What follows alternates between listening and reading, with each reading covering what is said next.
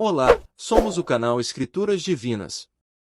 Hoje, mergulharemos profundamente no misterioso e inspirador livro da sabedoria de Jó.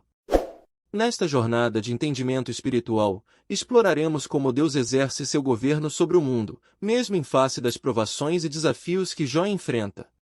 Prepare-se para descobrir as profundas lições e verdades que este livro sagrado tem a oferecer, enquanto buscamos compreender o propósito divino por trás das adversidades da vida. Vamos começar nossa exploração pelo coração deste relato bíblico e desvendar os mistérios da sabedoria de Jó. Visão geral dos livros de sabedoria na Bíblia. Há 3 livros na Bíblia conhecidos como a literatura de sabedoria: Provérbios, Eclesiastes e Jó. O primeiro é o Provérbios, nos mostrou que Deus é sábio e justo. Sim, aprendemos que Deus ordenou o mundo para que seja justo. Os justos são recompensados, os ímpios são punidos. Em outras palavras, você recebe o que merece. Mas então encontramos Eclesiastes, que observa que as pessoas nem sempre recebem o que merecem. Sim, ele disse que o mundo não é sempre justo, que a vida é imprevisível e difícil de compreender, assim como a fumaça. E isso nos faz questionar: está bem, Deus é sábio e justo? Exatamente, e é essa pergunta que está sendo explorada no último livro de sabedoria, Jó. Tudo bem, vamos mergulhar nisso. O Satanás inflige sofrimento a Jó, então a história começa com algo estranho que acontece nos céus, descritos como algo parecido com um centro de comando celestial. Deus está lá com essas criaturas angelicais chamadas filhos de Deus, todos eles se reportando para o dever. Deus aponta para este homem, Jó, seu servo, mostrando quão justo e bom ele é. E então uma dessas criaturas angelicais se aproxima. Ele é referido em hebraico como Satanás. Quem é esse? Bem, na verdade, essa palavra é um título que significa literalmente aquele que se opõe. Assim, dentre todos nessa equipe, ele é o único que questiona como Deus está administrando o mundo e sugere que Jó talvez não ame realmente a Deus, que ele é apenas uma pessoa boa porque Deus o recompensa. Se Deus retirasse todas as coisas boas que deu a Jó, então veríamos sua verdadeira natureza. Portanto, ele acredita que Jó está apenas manipulando o sistema, e talvez ele esteja certo. Talvez ele esteja obedecendo apenas para conseguir o que deseja. Deus concorda com esse experimento e permite que o Satanás inflija sofrimento em Jó, e Jó perde tudo e todos que lhe são queridos. É devastador, e lembre-se de que ele não merece nada disso, pois Deus mesmo afirmou isso. O que é notável é que, no meio de todo esse sofrimento, Jó ainda louva a Deus, pelo menos nos capítulos 1 e 2, mas depois.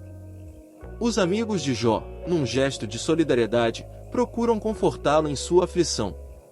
À medida que visitam Jó, expressam sua convicção de que, dadas as circunstâncias, ele deve ter cometido uma transgressão grave para merecer tal sofrimento. A base para esse raciocínio reside na crença compartilhada de que Deus é inquestionavelmente justo e que o mundo é regido por sua equidade inabalável. Portanto, segundo essa perspectiva, o sofrimento de Jó deve ser considerado uma consequência direta de suas ações. Nos subsequentes 34 capítulos, Jó e seus amigos se envolvem em um diálogo profundamente enraizado na poesia hebraica. Seus amigos especulam incansavelmente sobre os motivos divinos por trás do sofrimento de Jó, chegando ao ponto de conjecturar uma lista de pecados hipotéticos que Jó poderia ter cometido. Entretanto, a cada acusação, Jó veementemente defende sua inocência, uma defesa que, de fato, se mantém. Em meio a essa complexa interação, Jó experimenta uma oscilação emocional notável. Em alguns momentos, sua fé na sabedoria e justiça de Deus permanece inabalável, enquanto em outros momentos ele questiona a integridade divina, até mesmo acusando Deus de agir de forma imprudente, injusta e corrupta. Ao fim desse diálogo profundo, Jó demanda que Deus se apresente pessoalmente e explique suas ações, um pedido que, eventualmente, é atendido por Deus. Jó exige um esclarecimento de Deus, e Deus se apresenta sob a forma de uma imponente nuvem tempestuosa. Contudo, ao invés de oferecer uma resposta direta, Deus adota uma abordagem única, conduzindo Jó por uma espécie de jornada virtual pelo universo. Durante essa experiência, Deus revela a grandiosidade do mundo e coloca em questão a capacidade de Jó para governá-lo ou compreendê-lo, mesmo que por um breve período. Ele destaca a notável complexidade presente no mundo, detalhes que frequentemente passam despercebidos aos nossos olhos, mas que Deus conhece profundamente. Deus demonstra um conhecimento íntimo da beleza e da operação do universo, de maneiras que ultrapassam nossa imaginação, em lugares que jamais testemunharemos. Na culminação dessa exploração, Deus apresenta a Jó duas criaturas extraordinárias, destacando sua magnificência. Embora essas criaturas sejam intrinsecamente perigosas, capazes de ceifar vidas sem hesitação, Deus as descreve não como malignas, mas como componentes benevolentes de seu mundo. Este é o resumo da defesa de Deus perante Jó. Uma abordagem peculiar, sem dúvida. Fica a questão: o que Deus pretendia comunicar por meio de tal demonstração? O cerne da história de Jó reside na aparente discordância entre a perspectiva de Jó e a de Deus em relação à justiça divina. Para Jó, as circunstâncias parecem desafiar a noção de que Deus seja justo. Entretanto, a visão de Deus é caracterizada por uma amplitude infinitamente maior, à medida que ele interage de forma dinâmica com a complexidade de todo o universo ao tomar decisões. Deus denomina essa interação de sua sabedoria suprema.